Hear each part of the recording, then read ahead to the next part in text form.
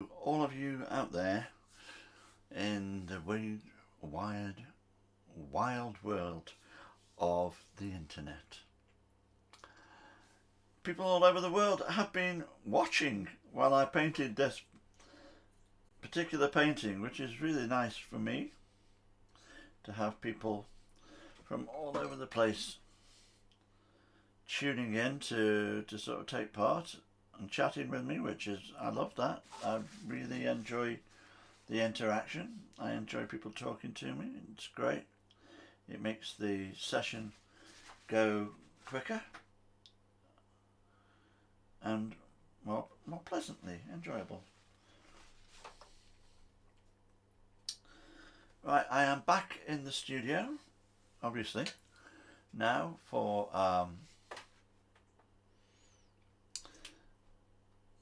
the final time, I think, on this particular painting.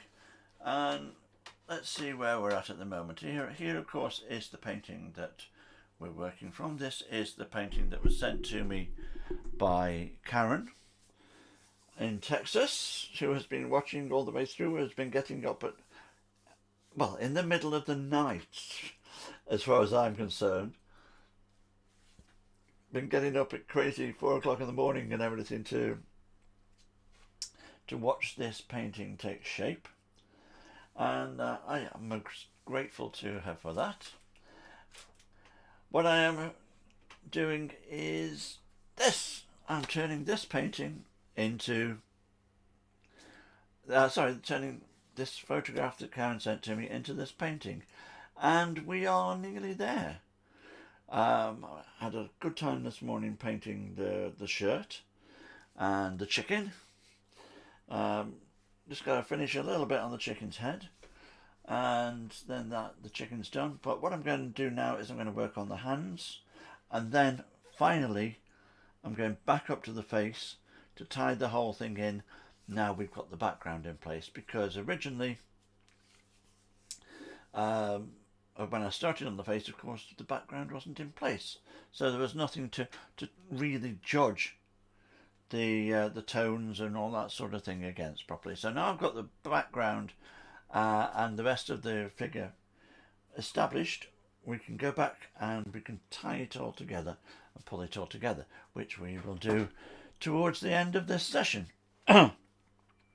What I am going to do next is I am going to do the hands. The hands are strange things, because hands demand attention to detail, because there's something, I don't know, there's something about the hands in a portrait.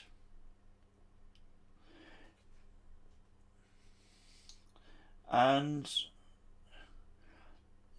they used to reckon in the old days, when portraiture was a really big thing, because you hadn't got photographers taking photographs of you. If you wanted a portrait, you would need an artist to do it for you.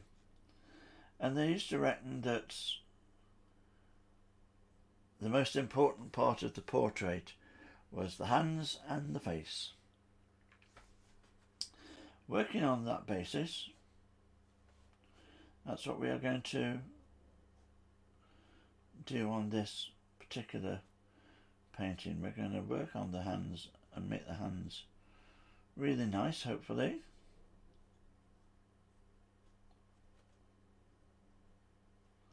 Just going over them here and just checking out that I've got the parts marked out that I want to give me that will give me the shape of the hands.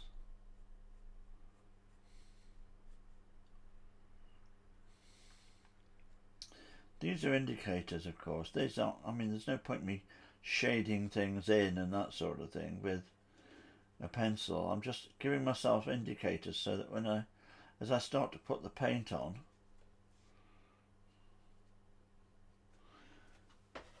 I know where to stop and start and that sort of thing.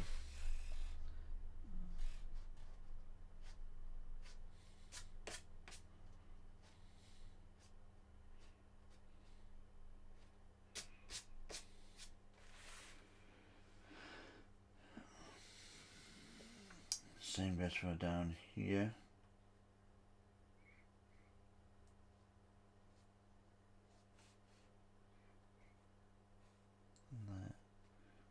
There.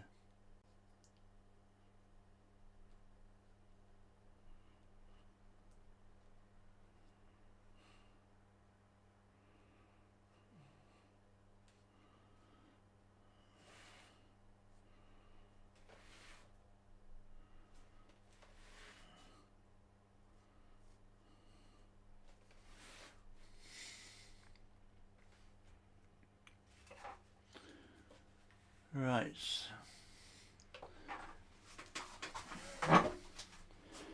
Anybody that's watching, you know, if you want to say hello, please feel free.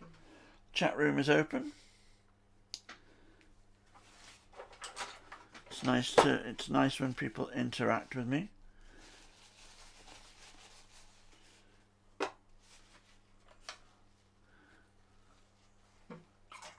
It's another warm day here in this little studio.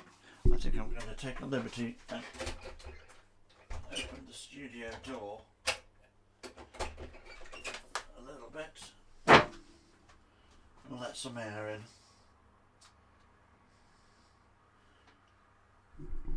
I hope it doesn't affect the sound too much and we get traffic noise coming in from outside, but it doesn't usually. It's pretty good like that, this microphone.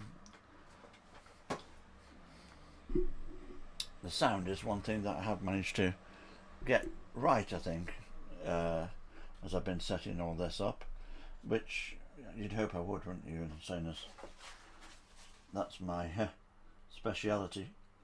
But so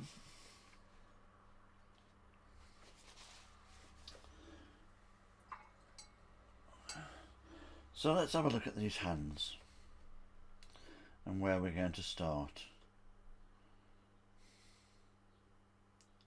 I think we'll start with a little touch of the pinkish parts that are going to be there, like down here and across the thumb, a little bit here,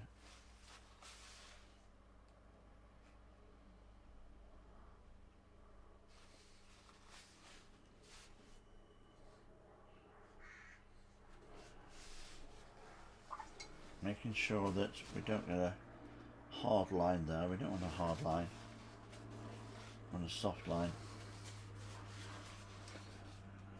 Then let's bring in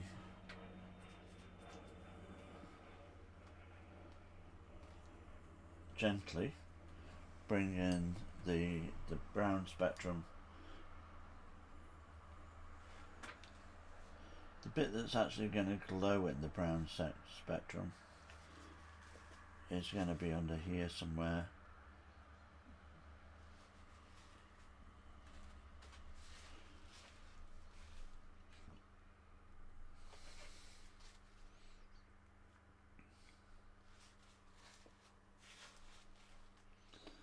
Working very, very, very gently, just like I did on the face, really, taking time to ensure that it's going to be right when you've done it, you know. A bit in here.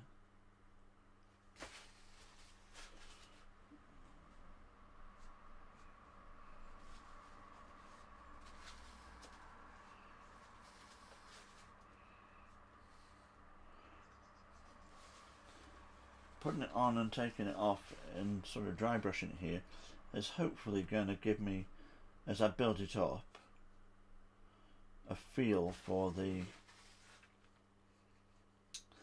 This guy's got hairy arms, you know. He's manly. And he's got hairy arms, so we want to get that in.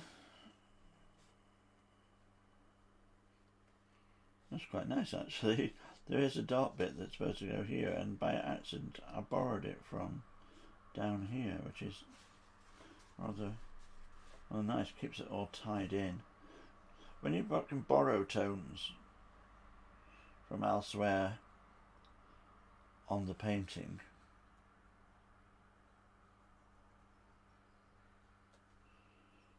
then the whole thing will tie in together. It's what I'm trying to do all the time. The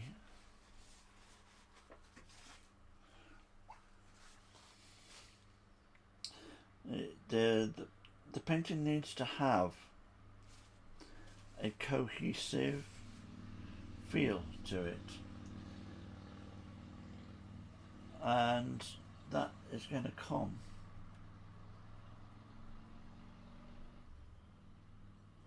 from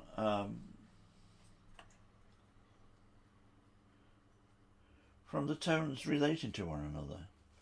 I don't know whether any of you watched me painting earlier in the week, and I did a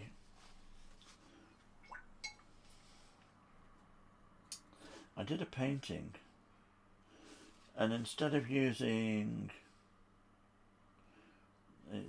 the China palettes that I use, these sort of things here, I used a saucer. And I also, I did do one, and I was describing what I call dirty palette painting. So that you're actually not cleaning the palette every day before every session and all that sort of thing, but leaving colours to go dry on the palette.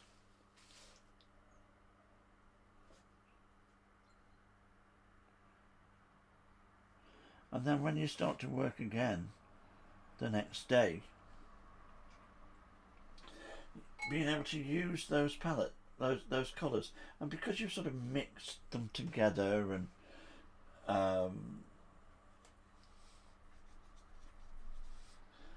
sort of worked them together, they tend to they'll just work together because they're made up of each other.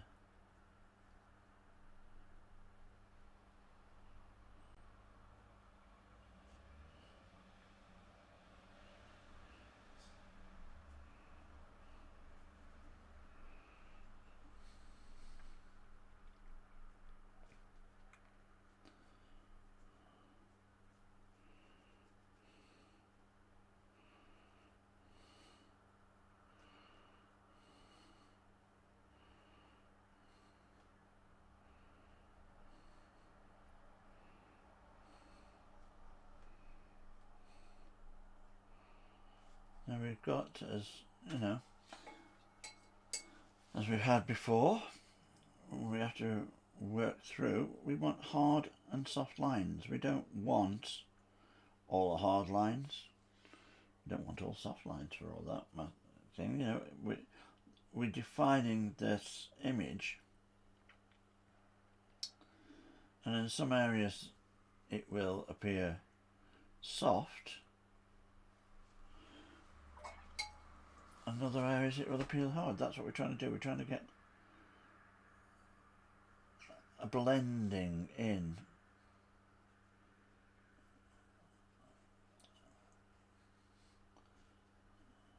And we want, see this arm here is disappearing off into the shadows. And so we want it to gently appear from the shadows. We don't want it to be hard lined everywhere. Down the bottom here, it's soft in it's soft in the shadows. At the top here it's harder, and it's getting those hard and soft lines. Hairy arms and dirty fingernails. Welcome back, Karen. Indeed.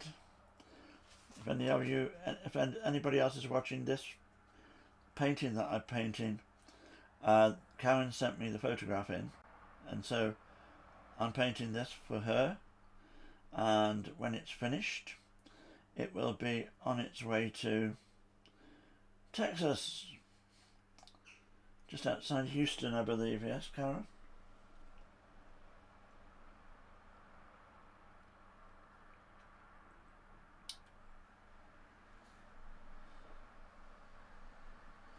Don't remember many place names from my time in Houston. I know that my brother, apart from some of the less salubrious places that he took me to, when we were there, we did go quite a few times to a western bar, like a country music type bar called the Post Oak Ranch. I remember going there, which was fantastic. It was, apart from the atmosphere, it was great, from all the country music and people line dancing and all that sort of thing. It also did what appeared to be free food. We turn up and at tea time, and there'd be this like hot and cold buffet thing laid on, and you could just take as much food as you wanted.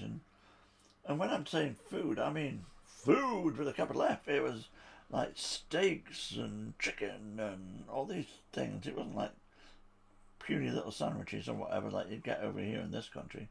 In that sort of situation, you don't get anything for nothing around here, tell you. But that's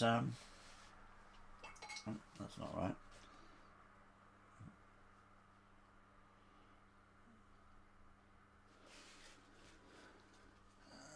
Oh, goodness gracious me. It's a long time ago now. It was 1993. I cannot believe that is now, 28 years ago?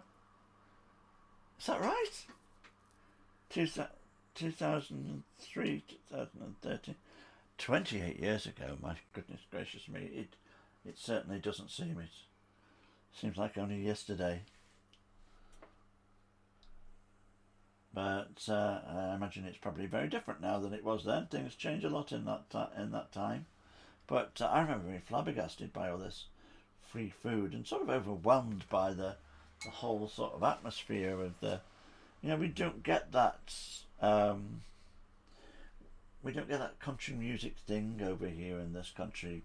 People in the UK, I mean, some do. There are country music fans. I'm not saying there aren't, but not in the same way. On a general sort of mass sort of consumption thing, this country doesn't really buy into or get country music, which is a real shame. I mean, yeah, there's the sort of cheesy old-fashioned element of country music that, that's still there. And I'm subscribed onto the Grand Ole Opry channel on YouTube, and I must say some of the stuff that's on there, it feels like it's from like 50 years ago. But there are modern country artists that are doing some great stuff.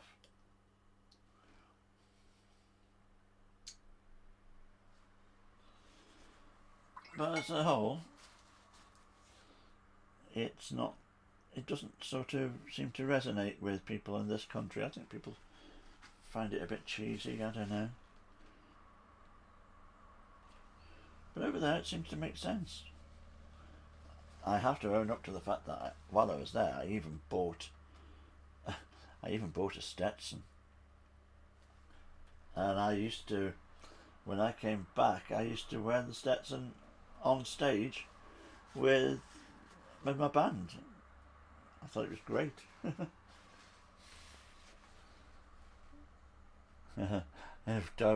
Oh yes, Don't stop me on that one. The older we get, the faster it flies. It certainly does. Yeah, that's a good way of putting it. I'm sort of handling it a little bit better now than I did, but there was a period as I entered sort of middle age where I found it quite distressing in some respects. This whole sort of where you look back and you think, where's it all gone? It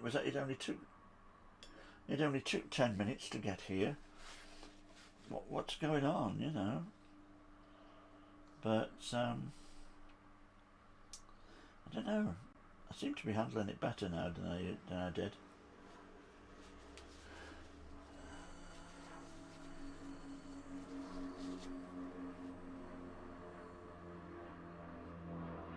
No, I'm afraid I didn't learn to two-step, but save that for next time. I can't imagine there being the next time. I can't imagine making enough money out of this enterprise here to be able to jet off anywhere, to be perfectly honest. But hey, at least I'm here and I'm doing something that I love.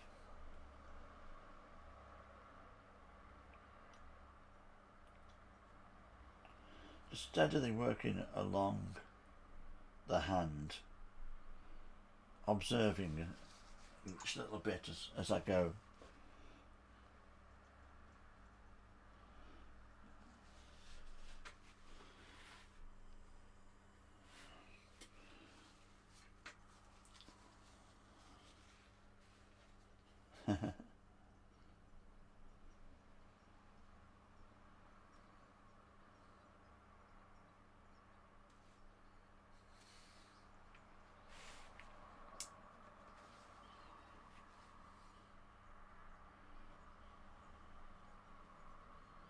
If anybody has any ideas for marketing strategies for what I'm doing, I am all ears. I am at that stage now where the initial flurry is drying up, and I need to get more people interested in this and get more people that would like to hopefully buy their painting once it's done. That's very important to me. I'm very limited to how long I'm going to be able to carry on this project if the sales don't come along and the sales dry up. But basically, you know, I keep putting it out on social media, send me your pictures, blah de blah de blah, and all the rest of it. But I think people just get blind to it after a little while. Oh, it's him again, you know. Which makes it tricky, but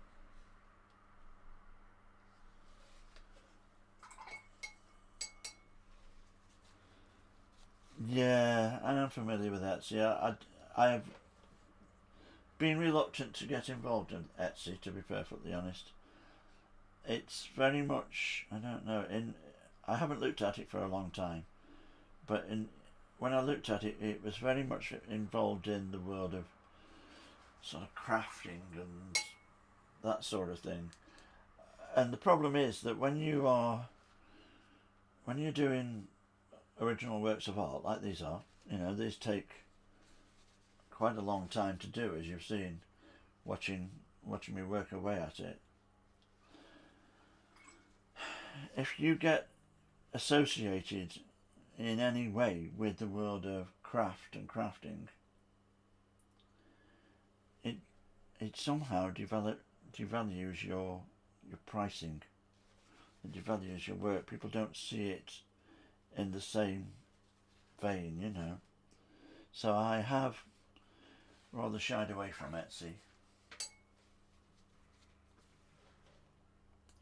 I tried all sorts of things online and not of sort of online sites and things like that, and none of them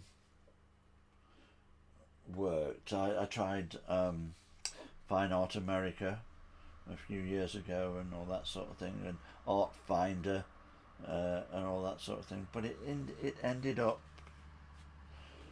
going nowhere really, because you're in a marketplace that is absolutely saturated.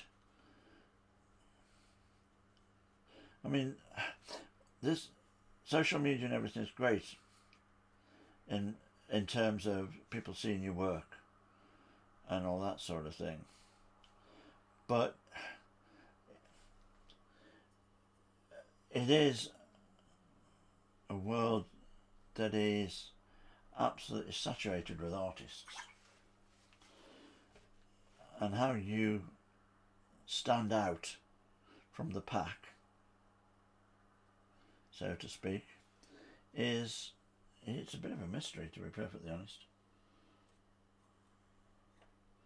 I tend to think that what I do is somehow a little bit different than most of the stuff I see people doing online, which I think is going to be good, really. But I think my work is quite recognisable as me.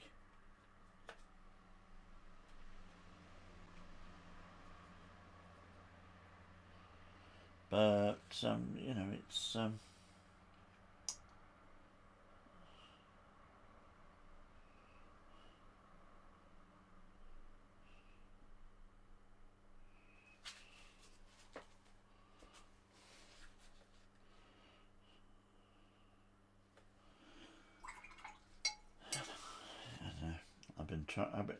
I've tried this on and off, and that might be the problem. Actually, I've been a little bit over the last few years on and off with the painting thing.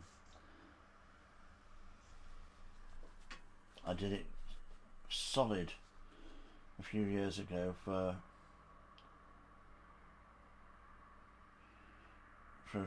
3 or 4 years, at it all the time and desperately trying to keep it going and all that sort of thing. But I find it very difficult, because I think I did a lot of paintings for, you know, the I Paint Your Life project worked well, and the I Paint Your VW project worked well. But every time the project finished and I tried to turn it into just, you know, commission me to paint your VW, commission me to paint a portrait for you, and all that sort of thing, it dried up. It was like, oh right, I think it does become, when you, I mean, I'm not an advertising buff. I can't stand advertising, to be honest. I have ad blockers on everything, but I think it does turn into people become deaf to you, because you just become somebody that is there all the time, and they like your work. If you post your work on it online, everybody likes it, everybody goes like, and all that sort of thing, but you can't live off likes. That's the problem.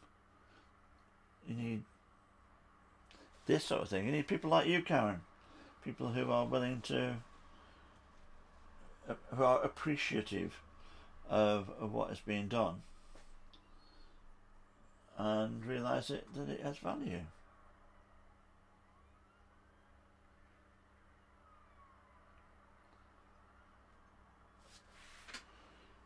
How's it looking? Not bad. Needs to be a bit darker in here.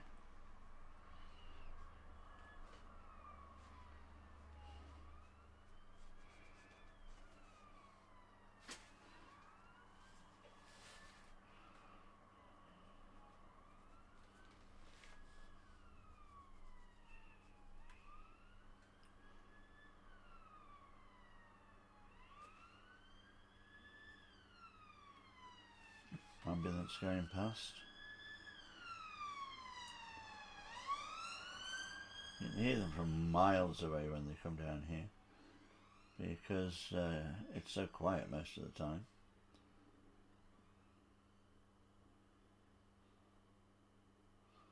We're not far from the local hospital, so mostly they go down the next road along, but occasionally they come down here.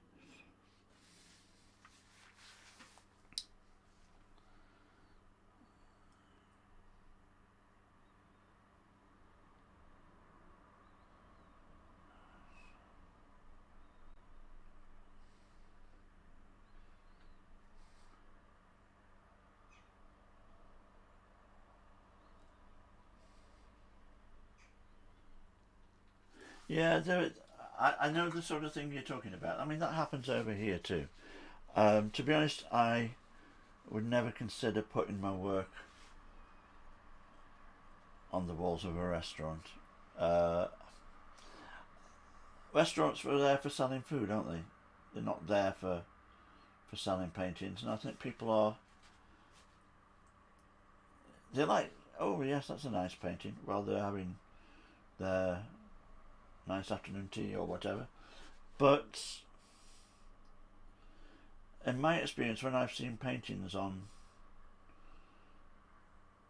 restaurant walls, I've gone back to that restaurant again and again and again, and the same paintings have been there that were there before, and they just end up as part of the decor, free decor for the restaurant owner, and they're not sales. You know, this is what you have to be careful of, isn't it?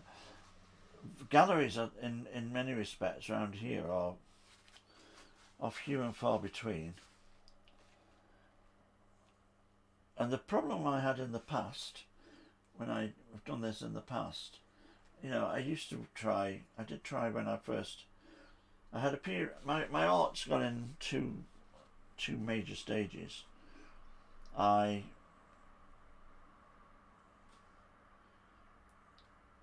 painted for about 10 years in the 1980s and into the 90s. And I did put my work into galleries and all that sort of thing. And I sold one or two, but certainly not enough to make ends meet in any way. And it wasn't until I started to take commissions that I started to be able to get anywhere.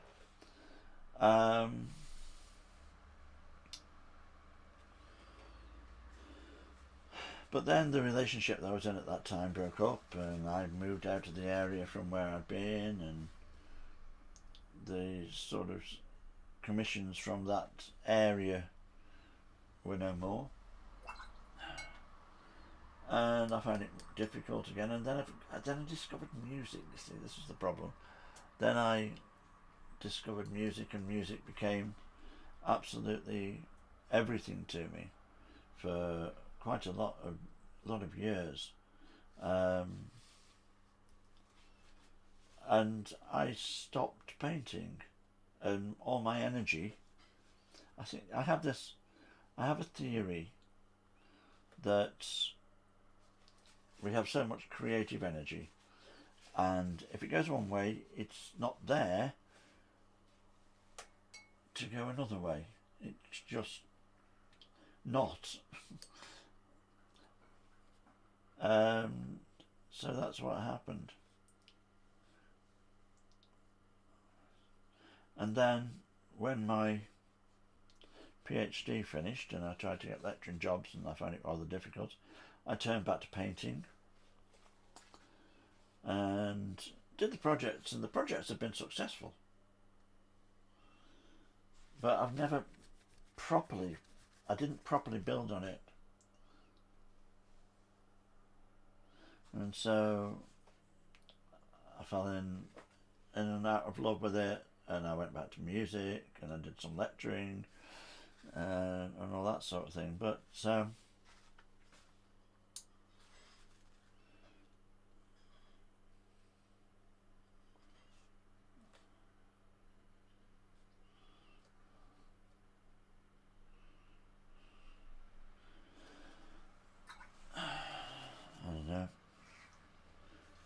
course, along comes COVID. That doesn't help. I did actually have a plan. Me and my plans. I had a plan before COVID hit that I was going to put my work in galleries, and I was going to paint the sort of paintings that I thought would go down well in galleries, and I painted quite a few of them. And I was making my own frames. I got table saw so I could make my own frames. I was making my own frames to save money and be able to get them into galleries and everything. And then all of a sudden, along comes an international pandemic of gigantic proportions, and all the galleries shut. It's just typical from my point of view. And I did then put some of those paintings online, and I sold some of them. But I lecture primarily in sound recording and record production, music production. I do other things as well around the sort of field of music and music technology. I've taught things like there's a module that I've taught which is called which is all about basically understanding what's happened aesthetically in different spheres of art of the music arts, really, over the past sort of few decades, and analysing what people have said about it. Very much a sort of academic sort of course, really. But and I've taught other things, like I've taught music business and that sort of thing. But primarily, my main sphere is recording.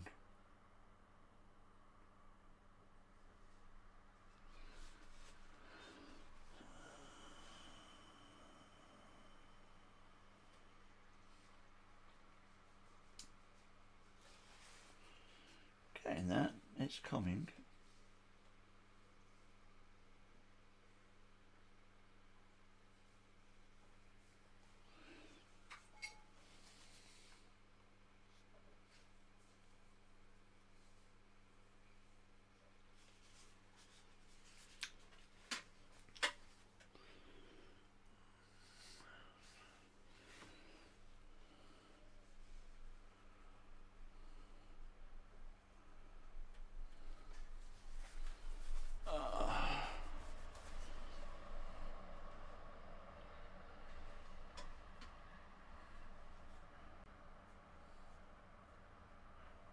I think one of the things you're going to be, one thing I've been very, very wary of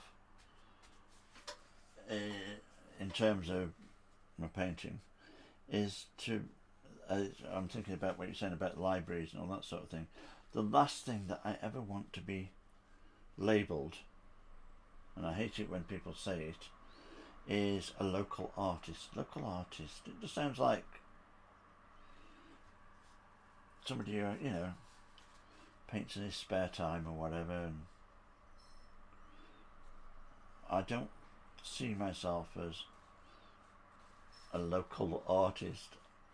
I much prefer to do this and talk to people in Texas and all over the world who are watching what I'm doing and enjoying watching what I'm doing.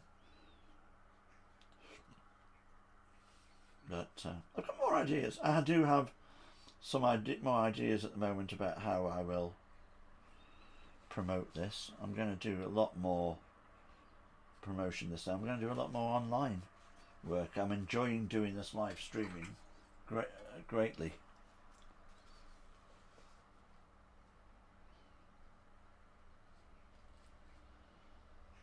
Oh my goodness, yes, that's very true. It is. Simple things like just that change when they stand up and sit down. All of a sudden, their bodies form this curtain that absorbs the sound that's coming towards them. Anything soft will absorb sound. Anything hard will reflect sound. So acoustics is a big thing. I put on quite a few years ago, many years ago, in the, how would it be? It would be in the late 80s. I was for a short while, because I didn't really enjoy the job. I was major events organiser for the city of Cambridge, putting on events and organising concerts and carnivals and all sorts of different things. And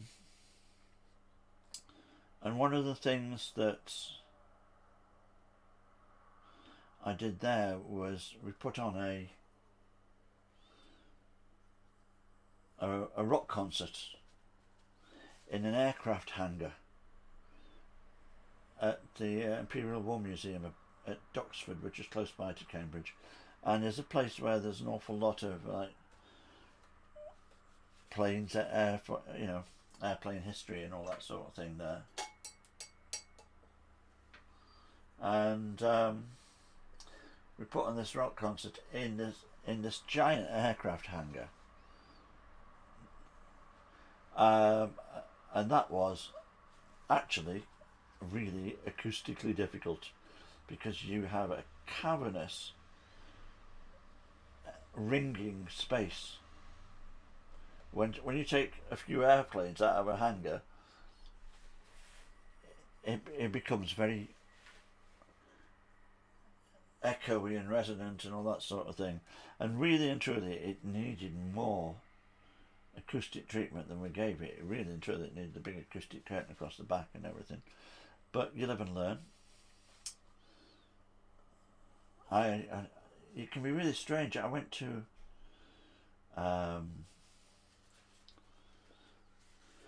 a concert of probably about 12 years ago, at the local civic hall where I lived, and it's a place where I'd been to many concerts as a youngster, but I'd never sat where we ended up sitting that time, and we sat up in the gods right at the back, and it started. Great concert. Can't remember the name of the band. Level 42. Level 42 it was. But I became aware really quickly, where we were sitting, that I could hear the sound coming back at me as it hit the area behind me at the back of this gallery. It was really off-putting. Got to be careful.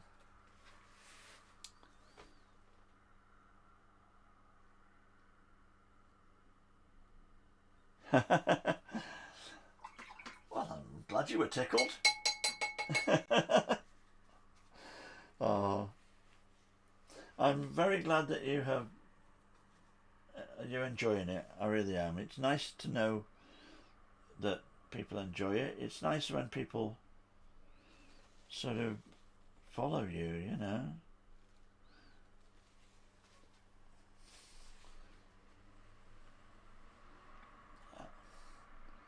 There's a chap, didn't you ever see me post to him online and everything, named Dheeraj, who is a psychiatrist, I believe, in India, and he has been, every time I've done a project, he's been there for ever since I started sort of painting seriously again 7 years ago. He's been there, and I started doing this last week, and lo and behold, he appears again, and it's great. It's lovely. It's like yourself. It's quite a few years since I painted the picture of your mother for you, isn't it? Oh, it's getting there. Hands are difficult. Hands are difficult because you you don't want them to make it look as if they've got a load of sausages on their end of the fingers.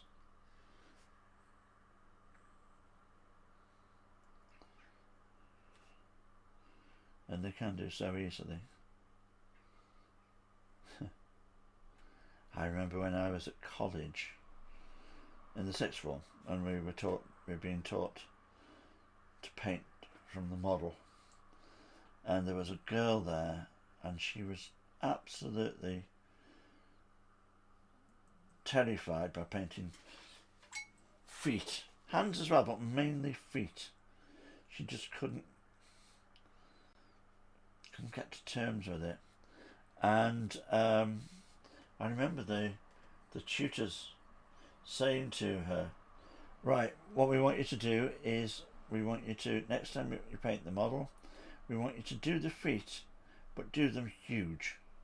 Make them much bigger than life, you know.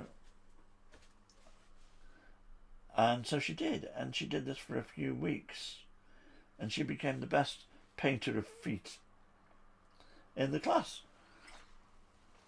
because she just spent so much time painting feet.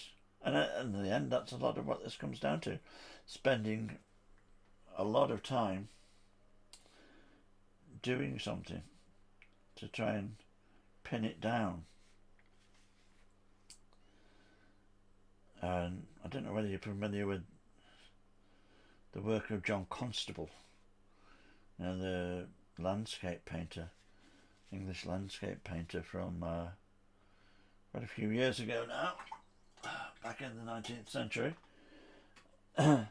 And Constable dedicated himself for a long period to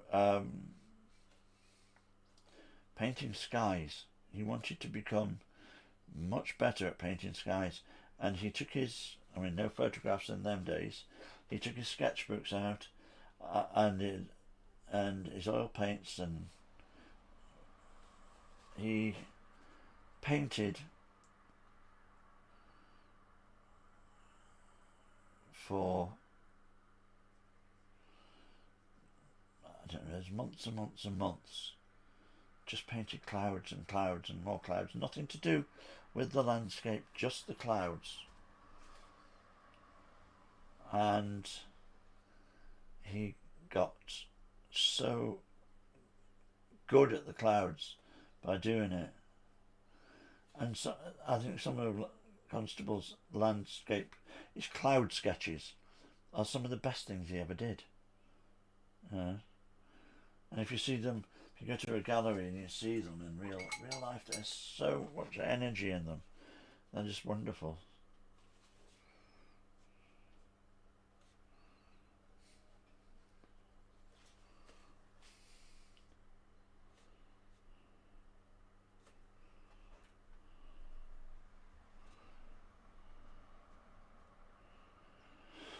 I think they're coming along, these hands. They're just generally just working away at it. A bit here, a bit there, a bit here, a bit there.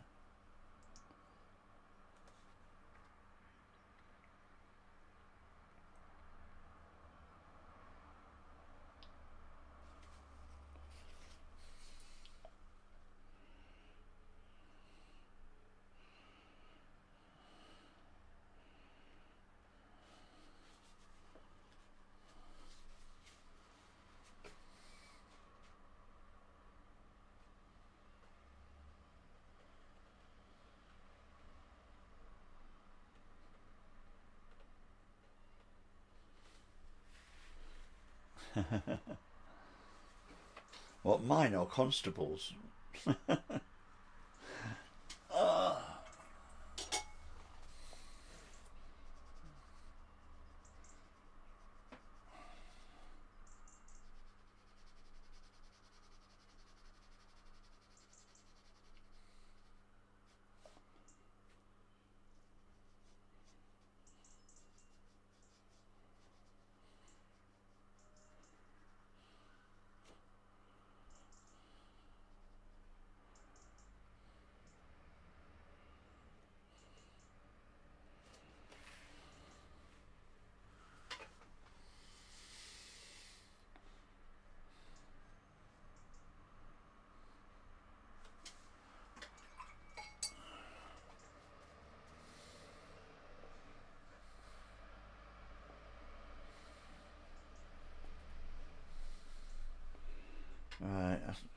leave them, I think, for a while now, just so I don't end up just titivating totally all the time. We'll see how they are in a bit. We'll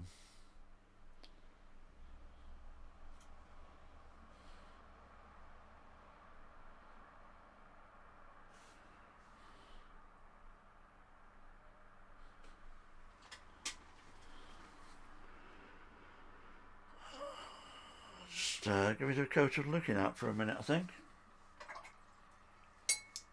Mine, okay. You know, sometimes it's difficult to know what my technique is. I just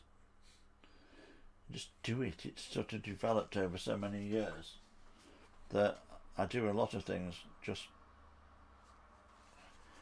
sort of almost instinctively. You know, so, okay, there are some things like the way we were talking about how to get the checks in and everything. That is just technical. That's technical technique. And there are other things that is sort of become intuitive over the years.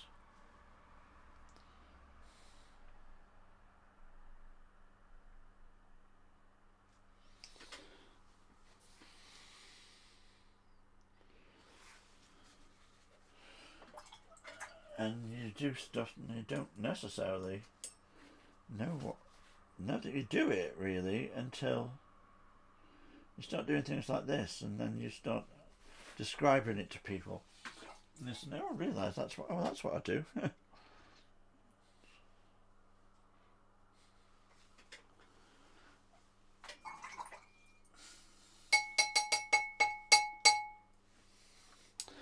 Right, I'm going to leave those hands for a minute. And I'm going to, before I put any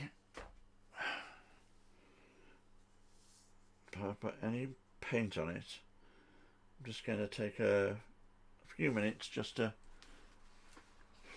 look at the face.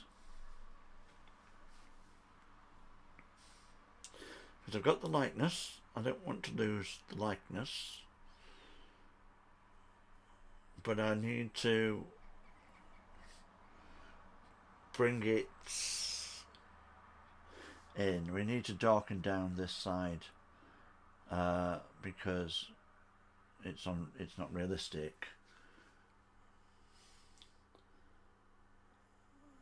And we haven't got the right amount of chiaroscuro, and we definitely need to soften this hairline and bring the hairline better. Add some different tones, I think, up here in the hair.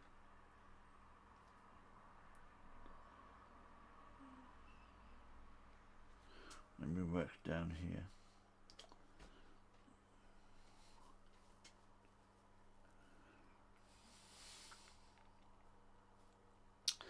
Nearly there, though, isn't it? Eh? You can tell that it's nearly there. You know,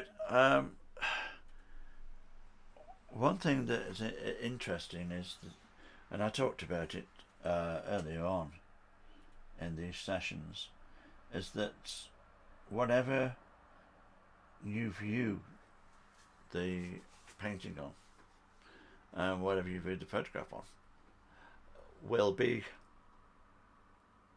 different. It'll be different colours, different tones, different, because all equipment does it slightly differently. And I've noticed here that as I'm looking at my computer screen, the tones on the painting are not correct with the tones that I've actually got on the painting.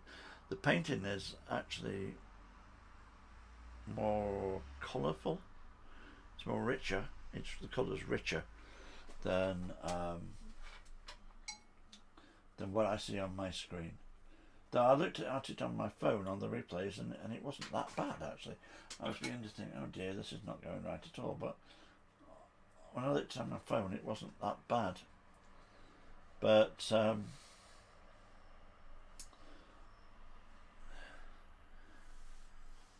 and the tablet that I'm working from here This is an Amazon Fire HD tablet, an 8-inch tablet, and the colours on it are far more muted than what I am seeing on your photograph on my computer screen, which is why one of the reasons why you're probably seeing quite a discrepancy between the colours of the photograph and the colours of the painting. It's far more pink in the actual real painting, by the way, than there is in what you see up there, what you see on your screen.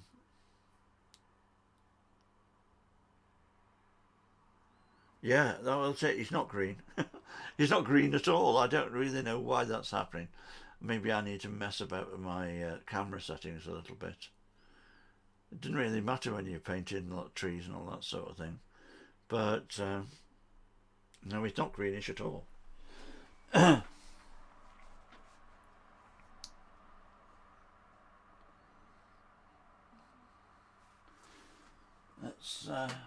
dive in at the deep end here. I'm going to have a look how we're going to key that down. Working gently.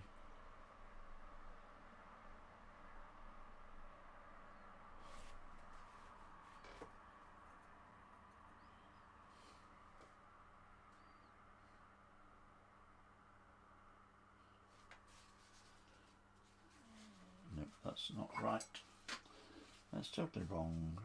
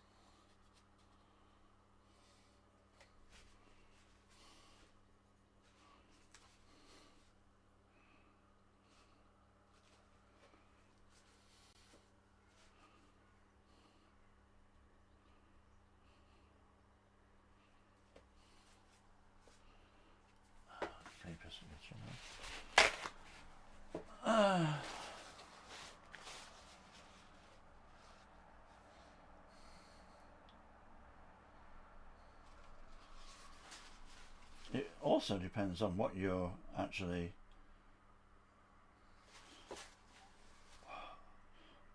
watching on. If you were watching on like a Samsung phone or whatever, you would probably find that it was a lot more saturated than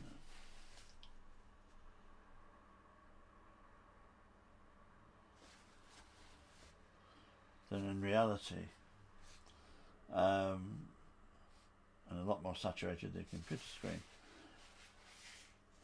If you, I don't know, are you on a Mac or are you on a PC?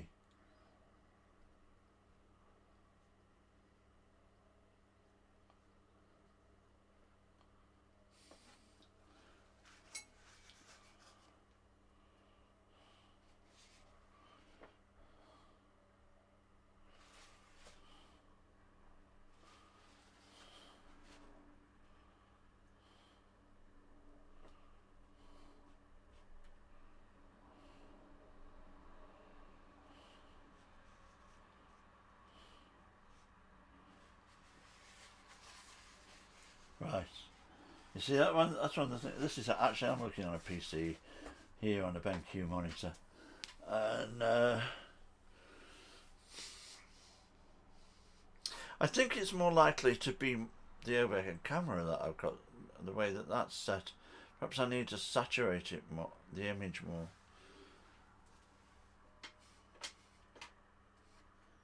Let me just have a little experiment. There's only you and me around, I think, Karen, at the moment. It's quite quiet. Let me just see, which is the camera?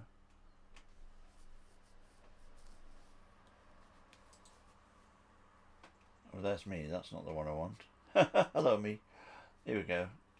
That's the one I'm looking at. That's the overhead camera. Put filters.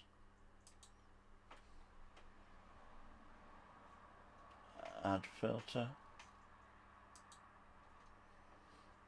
Color correction.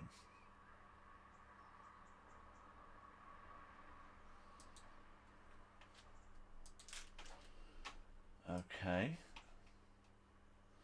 Let's try and warm it up a little bit. First of all, let's try saturating it a bit more. A little bit more, not too much. It's already better.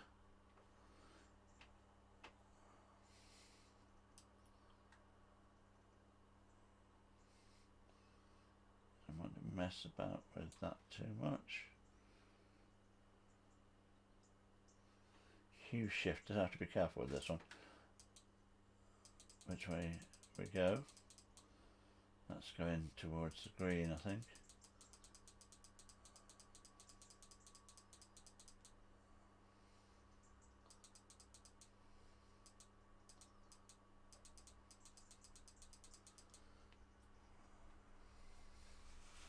We're warming up a little bit there. Very tiny bit. Oh, too far.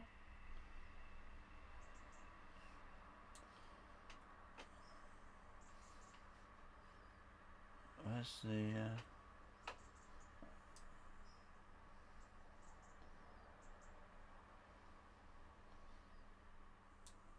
That's interesting. That's more like it. That is more like it on my screen. Maybe saturate it a tiny bit more.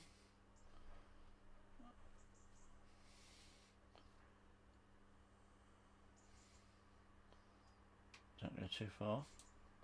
There you go, that's more like it.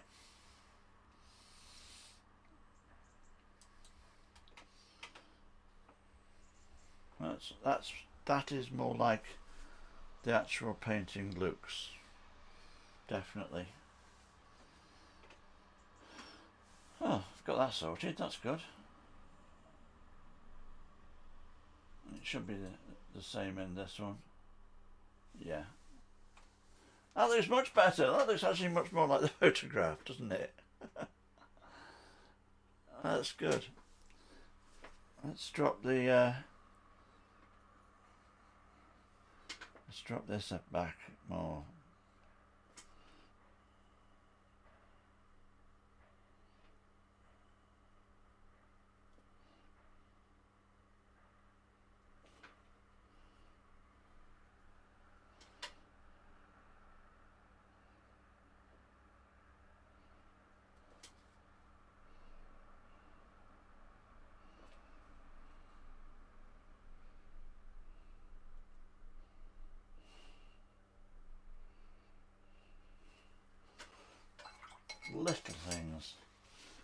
Little things on portraits make all the difference. It's always the tiny stuff that you do that just brings it right or wrong.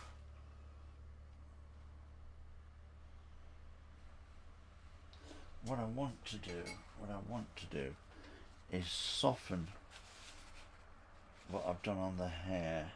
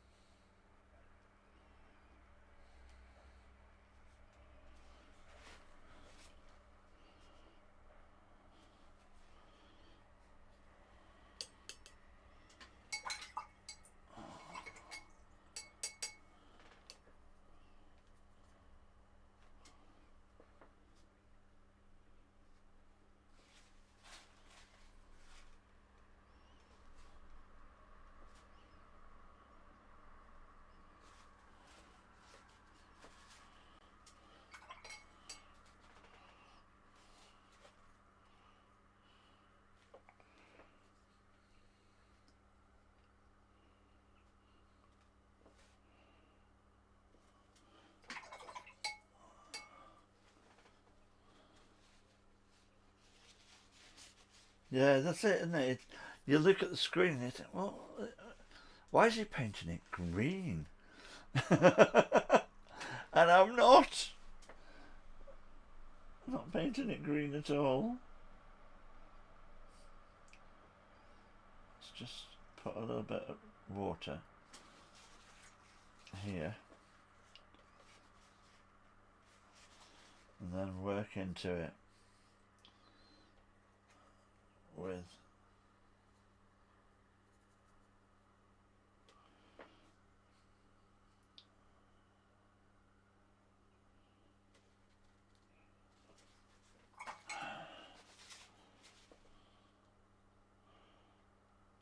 that's it.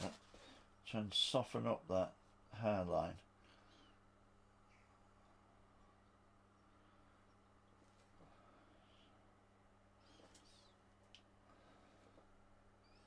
I always remember,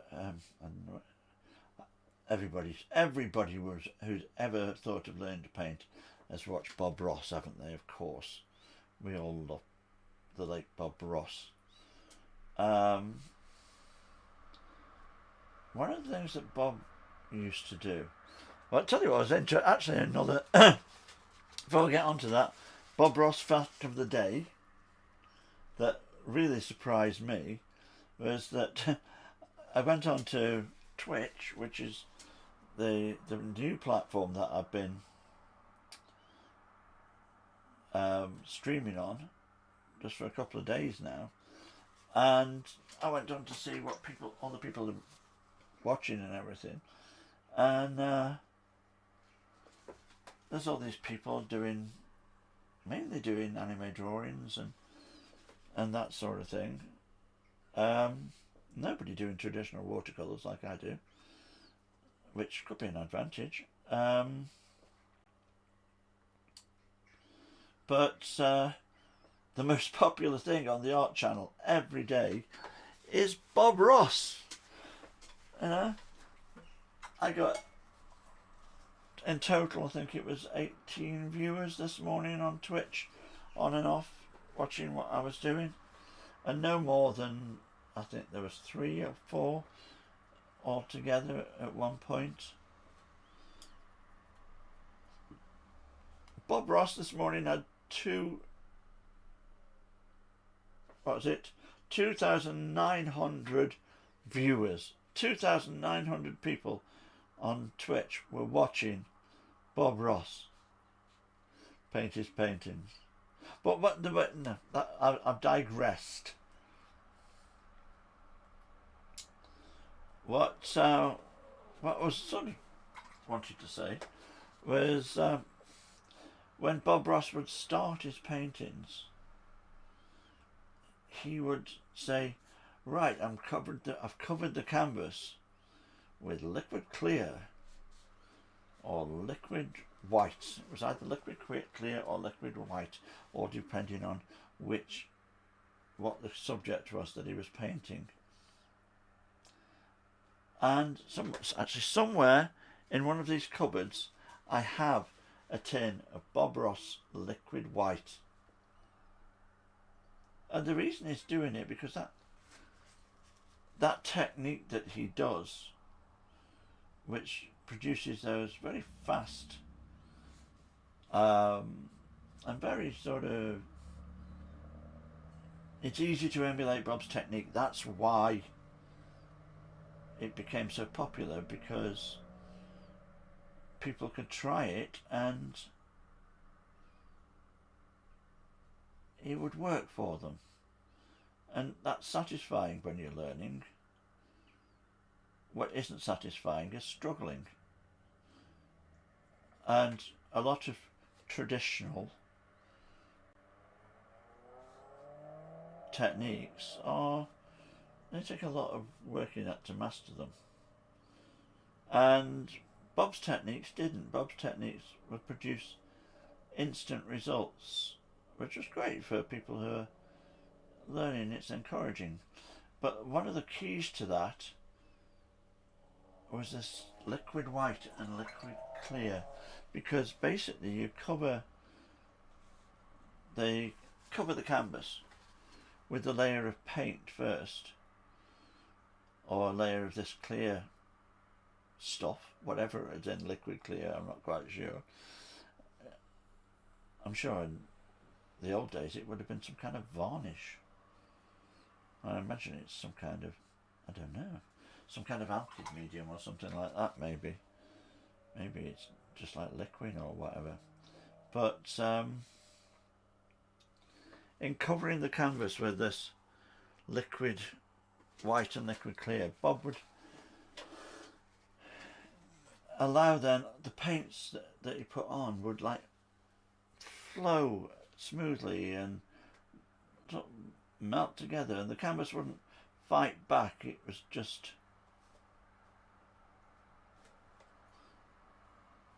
it would just sort of do what you wanted, which is what you want.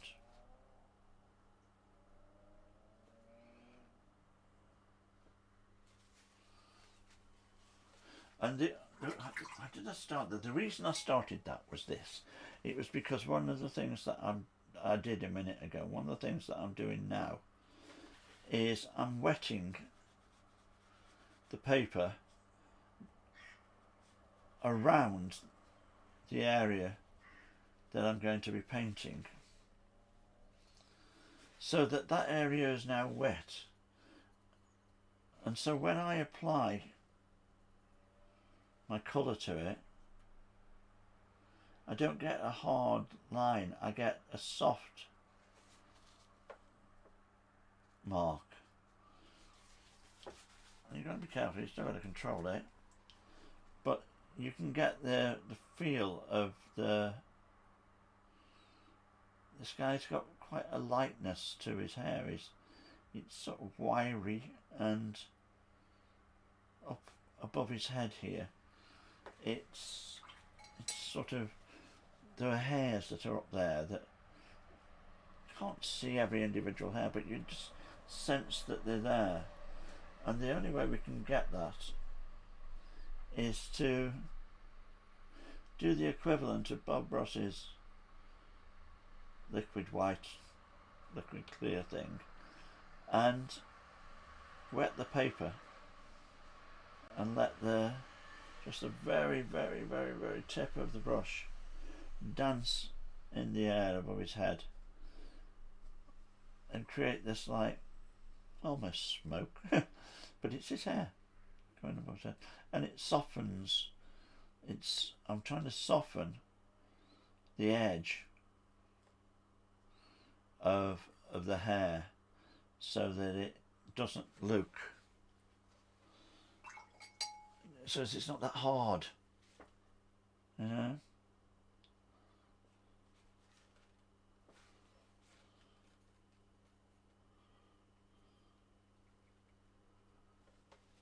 The feel of wispiness, that's it. Perhaps that's what I'll call my series. Instead of the joy of painting, my Bob Ross series will be called the feel of wispiness.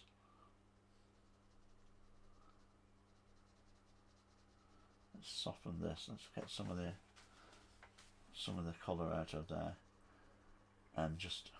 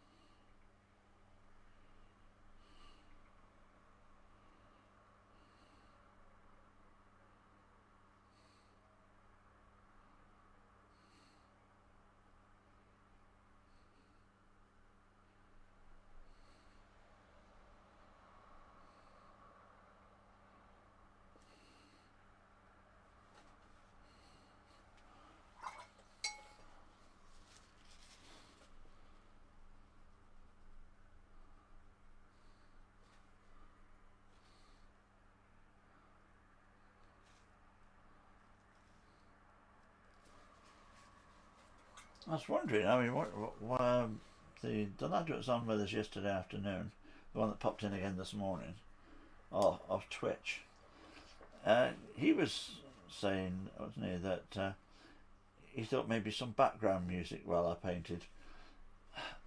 What I don't understand is that a lot of the people on Twitch seem to just play commercial music in the background as if it's just a Spotify stream, or I think one of them said it was Pandora that they were streaming while they talked. And I just wonder how they get away with that, because if you try that on YouTube, you will have your... That's better. You'll very soon have your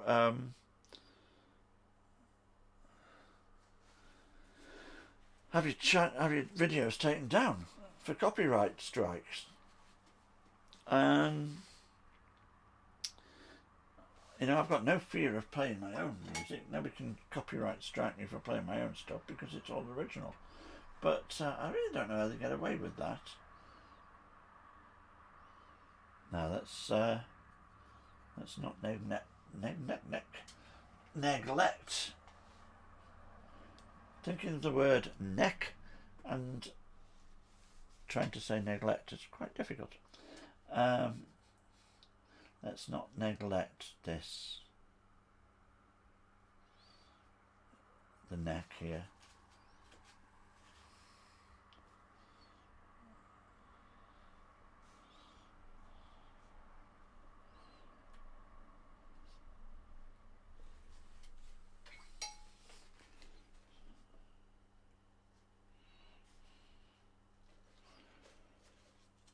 It's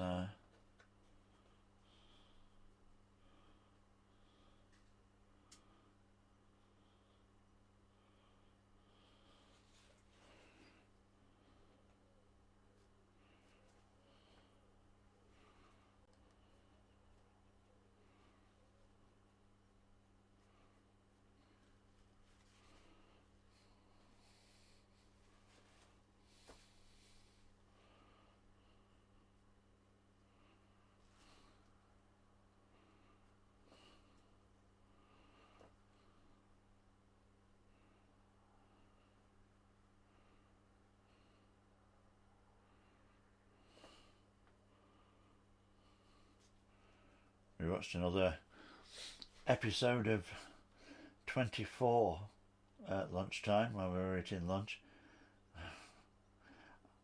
I think the tension's going to kill me. We've just watched, or we're just about to watch episode 10. So that means we're only halfway through the day. And I'm already stressed to hell.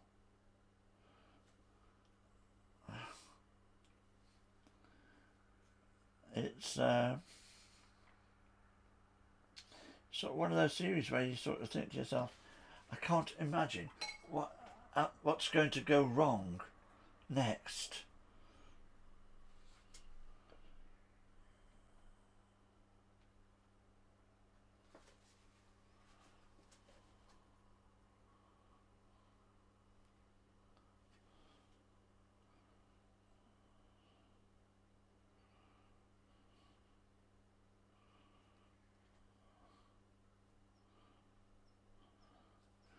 The other series we've started watching recently as well, as we're watching a series on Netflix called Atypical. I don't know whether you've seen it.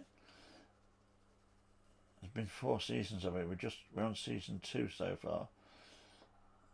About this autistic lad and his family, and I'm loving it. It's brilliant. I didn't think that anybody could play an autistic person any better than Freddie Highmore does in The Good Doctor, which is another series I absolutely love. But this guy that plays it in Atypical is just brilliant. And the writing, I think, is fantastic. definitely one to watch if you've not seen it.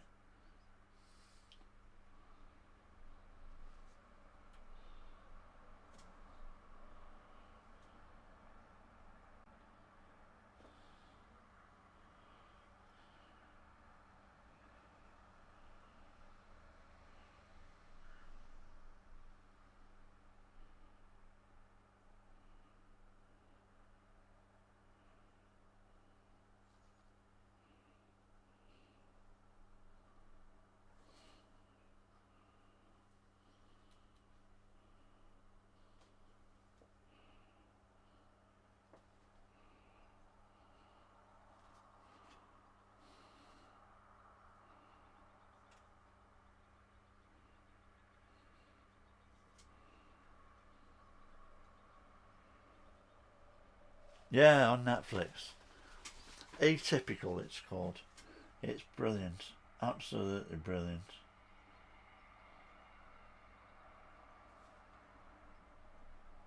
It's one of those series where everybody in it is good, and everybody in it gets their story told. It doesn't just focus on the one person.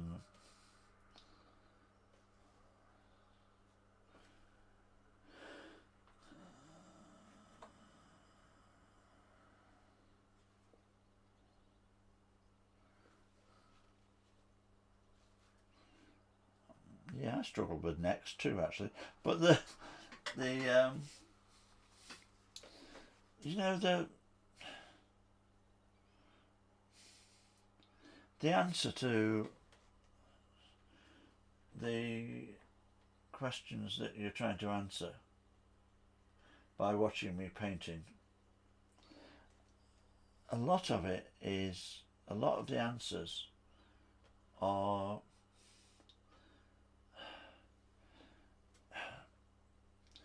down to not to my techniques necessarily. They're there, you know, that they've come over the years, they're practiced, but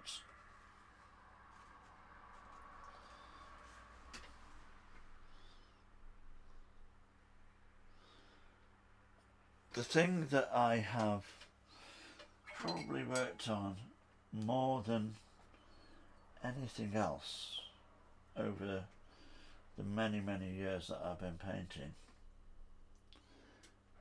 is observation. And I don't get caught up in the what's the word I'm looking for?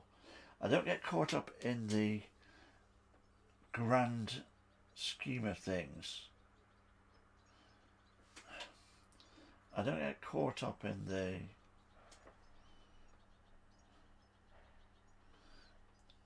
the fullness of the painting, which can overwhelm you.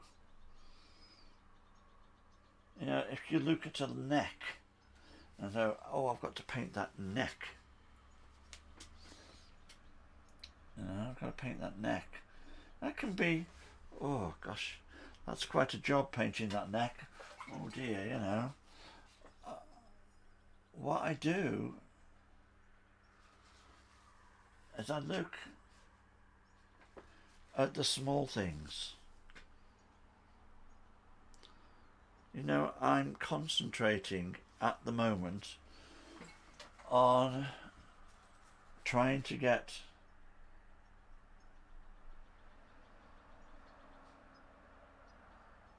this shadow right, and if I get this shadow right,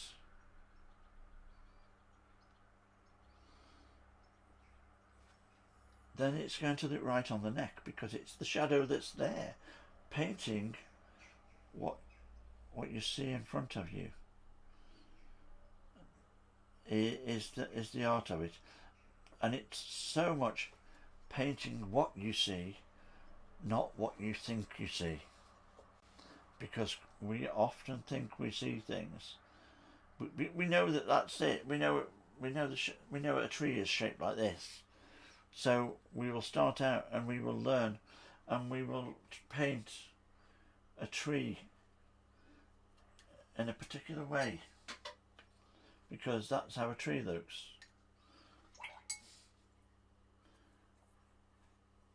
But every tree is different. Every tree is an individual, just like a person. And what you look at instead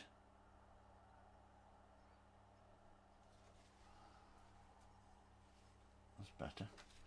What you look at instead of looking at the tree is you look at the shadows, and you look at the highlights, and you paint those. Everything is the same as everything else. I said it this morning to Dira. She asked me this sort of question. He was saying about portraits being hard, and being afraid of doing portraits. And I know what he means. I've been there. But the way it works is that everything is the same as everything else. There's no difference between me painting this painting of this man and me painting the Volkswagen Beetle that I painted the other day. I'm looking at every shape. I'm looking at every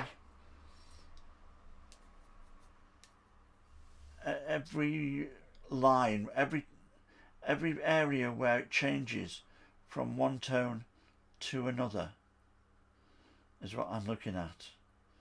And by doing that, the whole thing comes together. I'm not looking at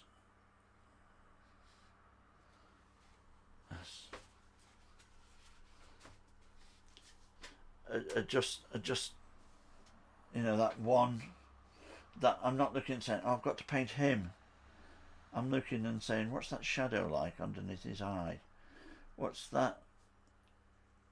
Where his glasses go over his nose? Is that exactly the right place? Is that the right shape? Is that where his beard is sometimes white and is sometimes dark? Does that look right the way I painted it? Oh no, maybe it doesn't. And then you start to change it and you go, okay, let's tweak that. What I've got there isn't quite right. Let's change this. Let's change that. Let's change this. Is that shape right? Is this shadow right that's coming out of here?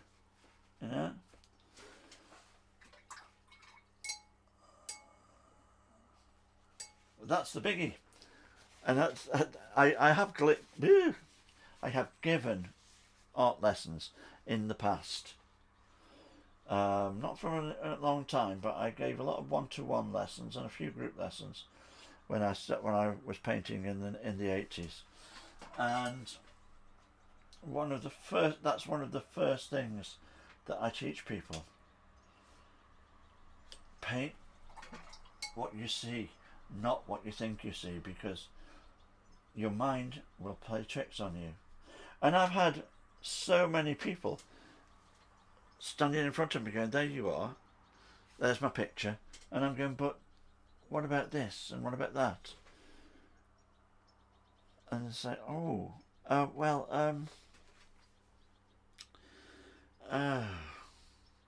that's what that's there, that because it's a door, it looks like that. And I'm saying, but that door doesn't.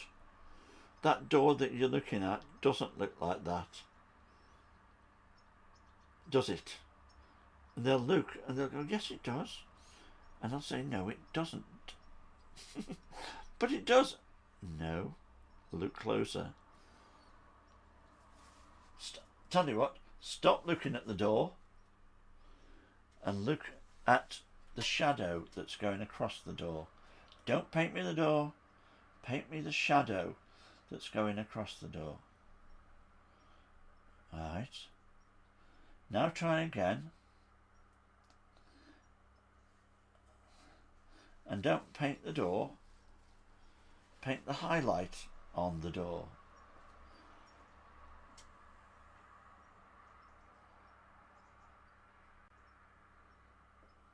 Right. Now paint, don't paint the door, paint me the shadow and paint me the highlight. Oh. Yeah, you've just painted the door, but you didn't paint the door.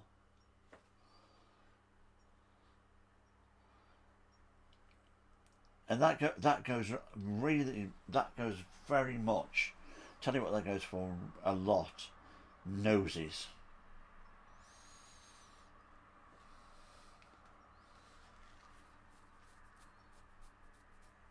Yeah, that's it.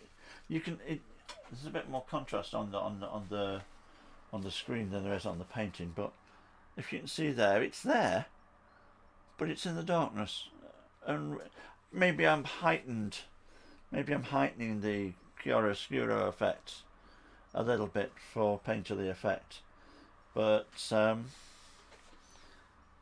yeah, it makes a difference.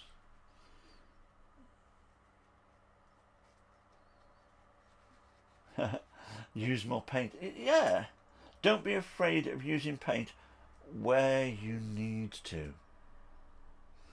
That's the key. Don't be afraid to use paint where you need to. But the rest of the time, gently does it. Look at my palette. I've been painting all day. I've hardly used the other palette, just occasionally. This is the main palette that I've used. Look at that. There's hardly anything there that you can see. But those are the colours that I've used to paint his hands and his face.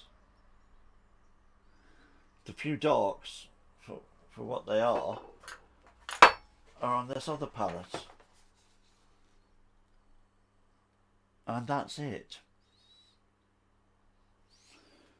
Occasionally some of the very darks come straight out of the box and are just mixed together on my brush. Dip it in here, dip it in there. But most of what you see here has been built up in layer over layer over layer over layer over layer. Bit at a time, bit over time. Lots and lots and lots of water. You know, this is watercolour painting. And I think I want to,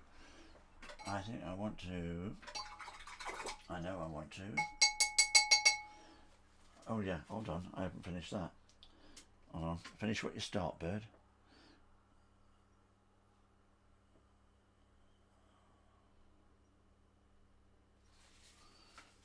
Get the mean look in the chicken's eye.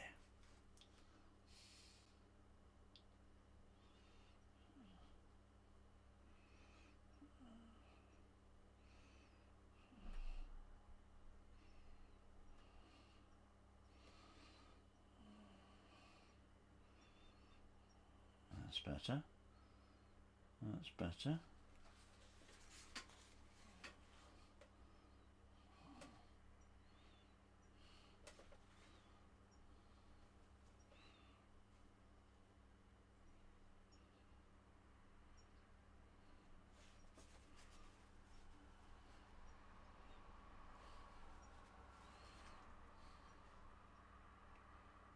That's all right.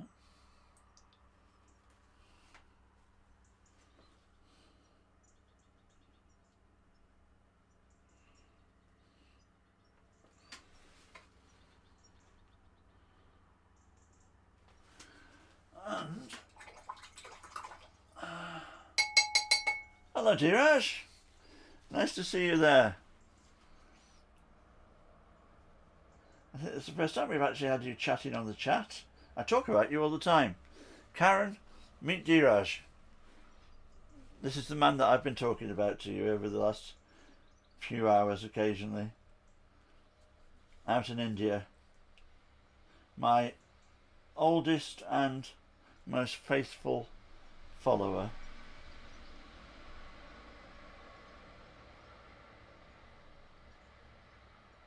That's it. Let's darken that down. That's better. And the same goes for down here.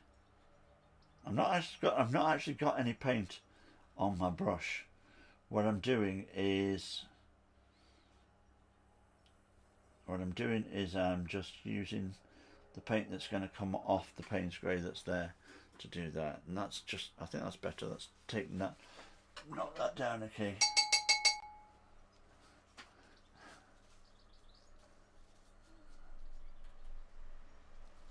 Do you know, Dheeraj, I agree with you. I think this is one of the best portraits I've done so far. I think it's something to, I have to say, I think it's something to do with Karen, because the portrait I did a few years ago of Karen's mum turned out fantastic too. It was a great, it just worked. So I think she must take some responsibility for this.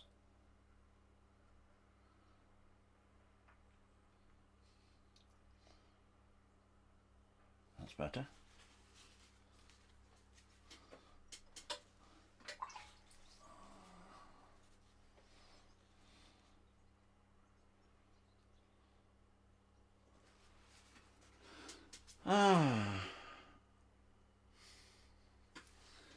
I think you and Karen can, between you, run my fan club. I think I've decided.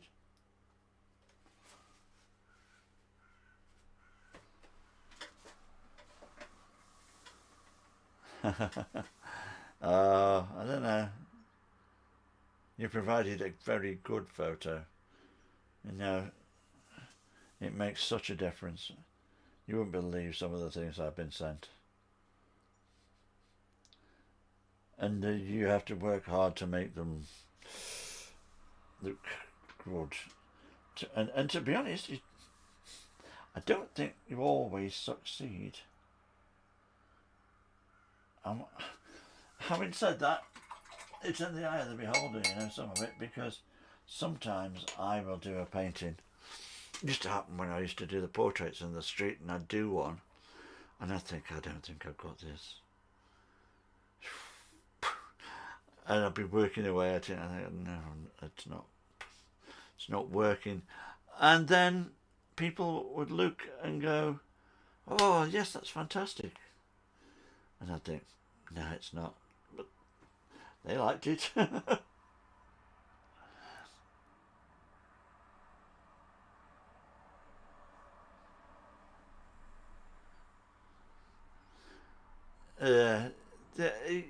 You try, don't you? You go with it. I mean, sometimes I must say, I've been given subjects, I've been given things to paint, and I thought, what? You know? Let me see if I just go over to onto the website again, like I did earlier. Bear with me. There are some here. I mean, some I've thought, wow, I love that painting. And they've not bought it, and I thought, not quite sure why you haven't bought that. It's like this one here, somebody sent me early on, and I painted it for them, and I thought that really must be those people to a T that you've asked me to paint, but it didn't sell. I mean, not everybody's got money, I understand that, but I never understood why that one didn't sell. Others, I mean, that was a really difficult one.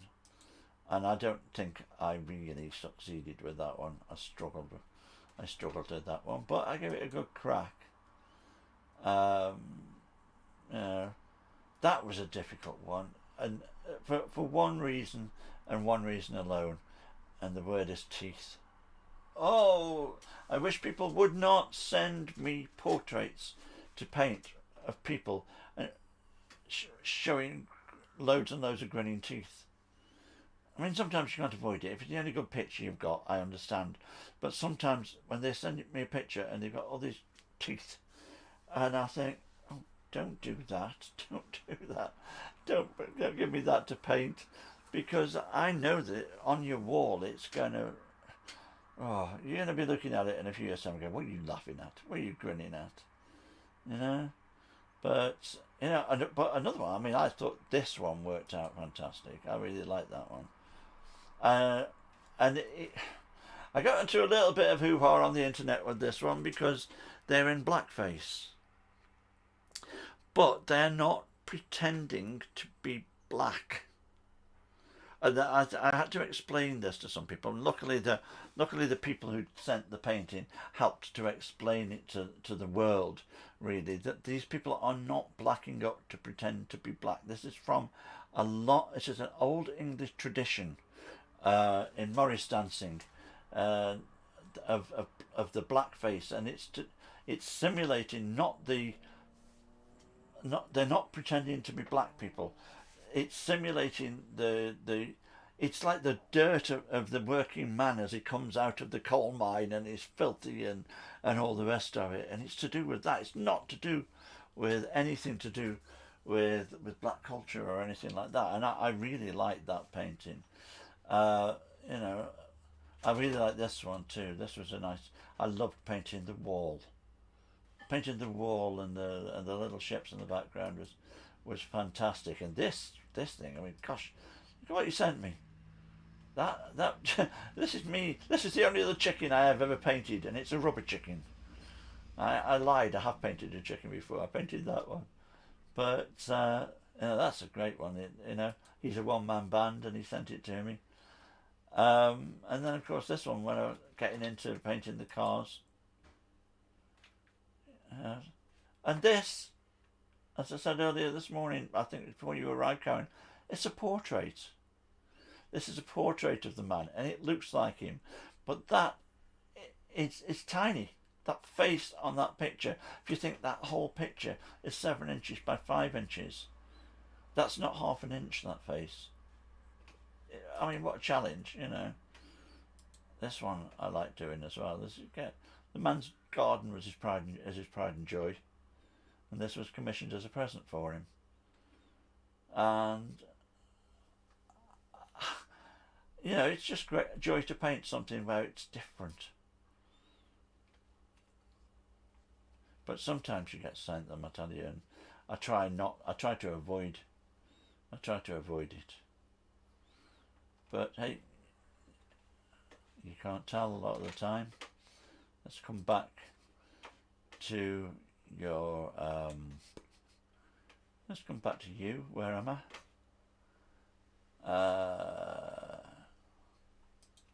There we go. I think I am ready to put my signature on it. And tomorrow, my dear, I will get it in the post to you, and hopefully it won't take long to make it ready. Wind its way over to, I think here, wind its way over to Texas.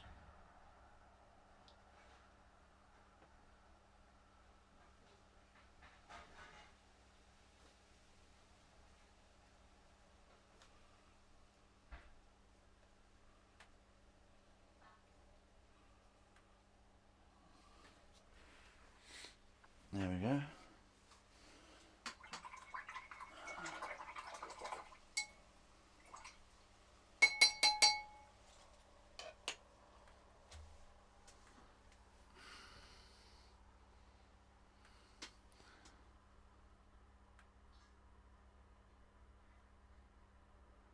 The black and white with the girl in pink.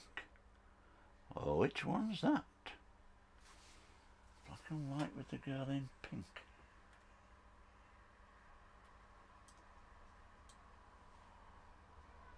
Oh, the very first one, where she's feeding the pigeons. Yeah, that's actually, that was the photograph sort of gave me that in many respects. That was the very, very first one I ever did back in 2014 when I started the project. I've still got it. She didn't buy it. She sent it to me. She loved it. She liked it, but there was never any intention there to buy it. I've still got that one. Don't be apologise. It doesn't matter that it was such hard work. It turned out really nice. Let's do the magic bits.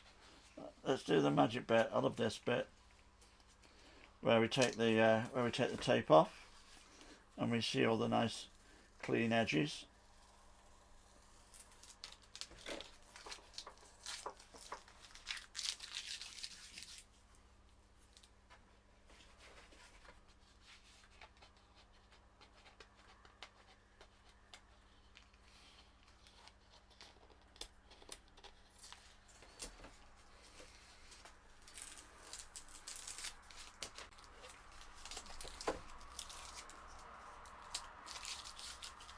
as usual, peeling the tape down and away from the painting, so that if by any chance it is going to rip, it will not rip the image, it will rip the white paper, and that doesn't matter too much. So I'm confident that this particular masking tape, this isn't particular low tack masking tape, which has been a particularly good roll. I'm nearly coming to the end of it, mind you. I'm confident it will not tear, it never has.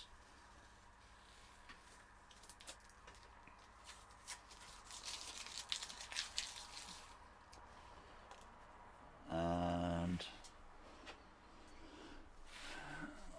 get the rubber, or the eraser. I know a rubber is something totally different in America. I must stop saying that. There we go.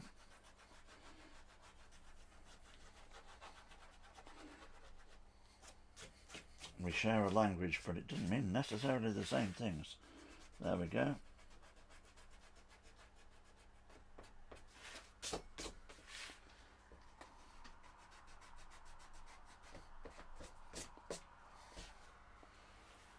And there you have it. Ta-da! I like that bit. I'm pleased with that. I think that's come out really nice. I've still not got the camera exactly giving you a good colour reproduction, but it's a lot better than it was. It's actually, in real life, down here on the page, a lot nearer. It's this here is a lot nearer in tone to the painting than this is. I'm glad you're happy. I like to have happy customers. All I need now is so many more happy customers to make happy. I like making people happy. It's a happy thing to do. Well, there we go. That's it. I Paint Your Life painting number 7 is complete and done. Thank you very much for sending it to me, Karen. Thank you very much for joining me as I painted it. I've just realised I'm not down the bottom like I was in the first half. There I am. I turned it off when the camera died and I forgot to put it back on. So there we are. Thank you very much for joining me on this lovely August afternoon. It's not autumn yet. It won't be long though, will it? And here it is. See, I can't get it right on this camera at all. It looks totally wrong on this camera, doesn't it? Oh, yeah, it looks rubbish on that camera. See, I'm obviously a lot more tanned and sort of honed than I actually appear here. It's the camera.